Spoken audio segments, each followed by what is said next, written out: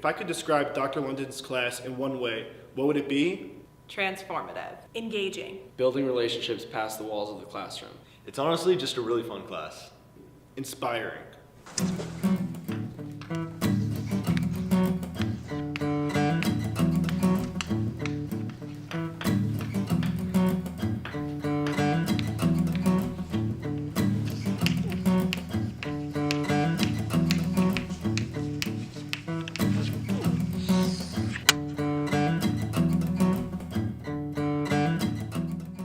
The idea of co-creating the classroom is to create a sense of community in the classroom and a community of practice, and to really create the conditions where everybody's all in to the teaching learning process.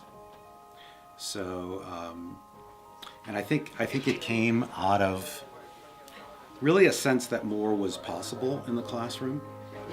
We all sit in a circle and it's a lot of discussion and group work, and you really get to voice your opinion and talk about the things that are relevant, and you're constantly applying the concepts that you're taking from the reading and bringing them into your everyday life and learning from them constantly.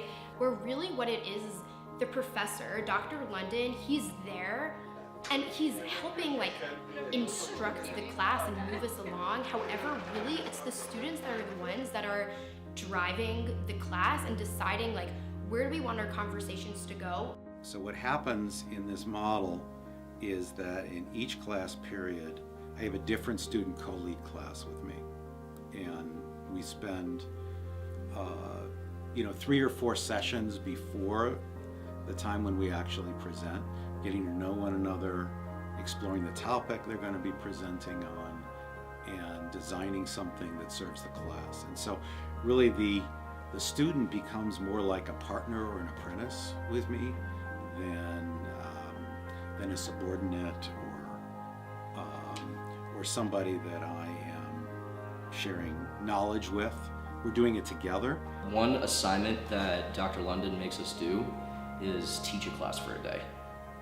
He calls them TA sessions, and I actually just had mine last week, and I taught this section on the values at work. And within the confines of this class, this being a leadership course, I realized that even stepping into a classroom and realizing that you have to teach instead of listen just changes the game completely. You step into a familiar environment, but now you see it through a different lens. And sometimes that can be scary. But I've always loved presenting, and to me, the one thing that mattered was that I had all of the knowledge that I needed to have in order to have a successful class. And of course, Dr. London is there to help with whatever happens, if there are any obstacles, if there's a pause for some reason, and with no judgment on his part either. Well, firstly, when it's really working, it is really breathtaking. Like even just in the last week, we had a couple sessions in one of my classes where I had a student who, I've had him in a previous class, and wasn't really sure how he would handle the spotlight, and wasn't really sure what his skill level would be. And after working with him in a few sessions and also having him participate in the class, I was really struck at just the beautiful way that he commanded the classroom with me, designed something that was as good or better than I would have designed, and just with an elegance, the whole class supported him. He really supported me with what I wanted to do with the class, but he also challenged me to try and impact the class more to where the students would then achieve more from that class session. And that's one thing that stood out in particular to me, was how much he cared about me developing myself as a person as much as developing the class too. I feel like I have this like front row of just like cheerleaders for me of like trying to figure out which are the ways that I can grow, what are my strengths that I should utilize, and I feel that way for other students as well. It's not all on the presenter.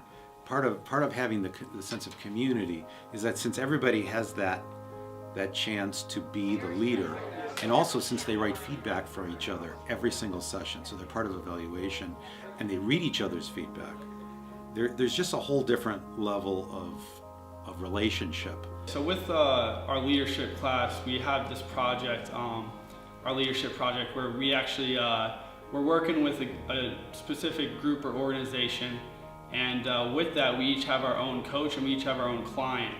And then pretty much what happens is you get to see the different perspectives on how it is when you're being coached, and then how it is for when you have to coach your client. And then from that, you learn the different leadership techniques through that. And the thing that's really cool is like, these are your peers that you go to college with, but then suddenly you are there and you're really coaching them and you're really like telling them ways that you think that they can grow, and suddenly you're on this journey with them where you're really fostering a relationship that is not just like, you are here and we're taking this class together and like, let's go and do this assignment. In organizational behavior, this really is an opportunity to have the students live the field and to live the values of the field. You know, if you talk about empowerment, if you talk about teamwork, if you talk about flat organizations, if you talk about, you know, pushing leadership down levels in organization, and then you teach in a hierarchical fashion where you are the sole expert in the class, there's a bit of a disconnect. So it's really an opportunity really to apply the principles that we learn in organizational behavior, organizational development, servant leadership, empowerment, to really transforming the classroom. I think hands down this can be created in other schools. I think a lot of times, from what I've seen at least, is that professors kind of fall into their ways and they teach the same class every year, the same semester, and they have their set schedule, which is good, but I think it's so important that we're changing and that things are staying relevant and new and focused. And one of the things I think is so cool about Dr. London's class is that every single time that he teaches a class, it's completely different. So a lot of it is really up to the students. And it's just about how the professor can kind of set the table, or like put the tablecloth down and let the students kind of set the table how they want to do it. I think it's important to embrace this teaching method solely based on the fact that each student individually feels like they're being heard and that their concerns, maybe they don't necessarily have to be met, but they have to be recognized. I mean, even on the smallest level, I feel like each student has to be able to receive a certain level of validation in order to help them move forward. Because all of us in this room right now, we started off at a certain point at the beginning of the semester, and what's the goal? Is to be here. It's to move forward. And if we could incorporate that in as many ways as possible, then why not just go for it?